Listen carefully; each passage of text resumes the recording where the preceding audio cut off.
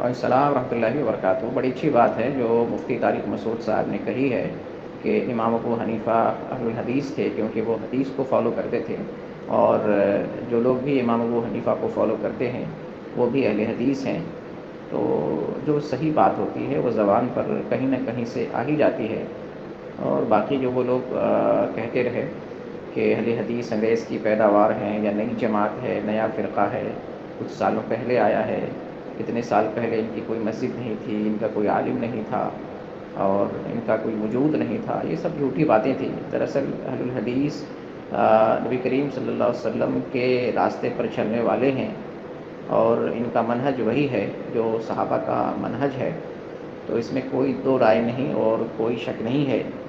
لیکن چونکہ جو لوگ تقلید کرتے ہیں، دین میں فرقے بنائے، شافعی، مالکی، حنبلی، اور جن کو فرقوں کی دکان چلانی ہے، تو ان کے ذہن میں جو خرافات آ جائے، جس قسم کی ورغلانے کی باتیں آ جائیں، عوام کے سامنے اس طرح کی باتیں رکھ دیتے ہیں۔ تو حقیقت یہ ہے کہ مفتی طارق مسعود صاحب جو کہتے ہیں کہ 4 فرقے برحق ہیں اور میں حنفی ہوں، حنفی پر اعتماد کرتا ہوں، ایک طرف تو چاروں فرقے کو برحق بھی کہتے ہیں، دوسری طرف کہتے ہیں کہ میں علی وجہ البصیرہ حنفی ہوں، یعنی ڈیپلی اور گہرائی کے ساتھ حنفی مذہب کو پڑھتا ہوں اور جانتا ہوں اور اس کو حق سمجھتا ہوں۔ تو ظاہر سی بات ہے جب یہی ایک مسلک احناف کا ان کے نزدیک زیادہ معتبر ہے، تو پھر ان کی نظر میں دوسرا برحق نہیں ہونا چاہیے، جبکہ یہ کہتے ہیں کہ چاروں برحق ہیں۔ تو جب تم 4 کو برحق کہتے ہو تو 4 کے علاوہ اور کو بھی برحق کہو۔ اہل حدیث کا بار بار ذکر ہو رہا ہے، امام حنیفہ کو اہل حدیث کہا جا رہا ہے، تو پھر امام حنیفہ کو ماننے والے جو اہل حدیث ہیں، امام حنیفہ کی طرح حدیث ماننے والے لوگ ہیں، اہل حدیث ہیں، آپ تو ان کو بھی کہو برحق ہیں، 4 کے علاوہ 5واں بھی کہو برحق ہیں، لیکن اپنی زبان پر یہ کبھی یہ لفظ نہیں لاتے ہیں۔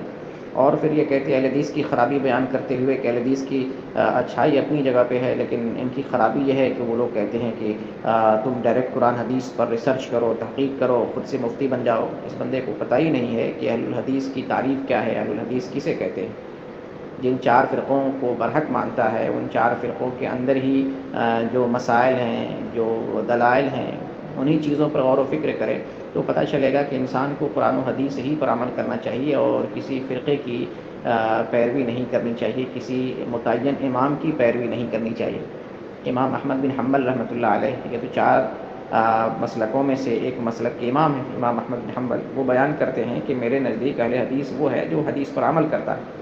تو حدیث پر عمل کرنے والے کو اہل الحدیث کہا جاتا ہے۔ اب یہ حنفی لوگ دھوکہ دیتے ہیں، عوام کو ورغلاتے ہیں، جھوٹی باتیں بیان کرتے ہیں کہ اہل حدیث یہ نعرہ لگاتے ہیں کہ ہر کوئی مفتی بنے، ہر کوئی فتویٰ دے، ہر کوئی حدیث پر ریسرچ کرے، ہر کوئی خود سے مسئلہ بیان کرے، خود سے حدیث سے استنباط کرے۔ یہ کسی بھی اہل حدیث عالم نے ایسا کبھی نہیں بیان کیا۔ یہ دیوبندی، مفتی، مقلد اس طرح کی باتیں کرتے ہیں اور عوام کو ورغلاتے ہیں۔ اہل الحدیث کا مطلب ہوتا ہے قرآن و حدیث پر عمل کرنا۔ قرآن و حدیث پر عمل کرنے والا خواہ عالم ہو یا خواہ ایک عام آدمی ہو، وہ اہل الحدیث کہلائے گا۔ اور اہل حدیث میں سے ہر کوئی نہ مفتی ہے، نہ ہر کوئی علامہ ہے، نہ ہر کوئی جو ہے حدیث سے مسئلہ بیان کرتا ہے۔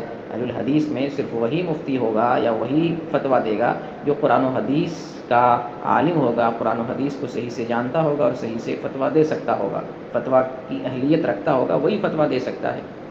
ہر کوئی فتویٰ دینے کا اہل الحدیث میں نہیں ہے، اور نہ ہی اہل الحدیث کسی عالم نے اس طرح کا جو ہے بیان دیا ہے یا ایسی کوئی بات کہی ہے، بلکہ دیوبندیوں میں تھوک کے بھاؤ آپ کو مفتی مل جائیں گے، جبکہ یہ مقلد ہوتے ہیں۔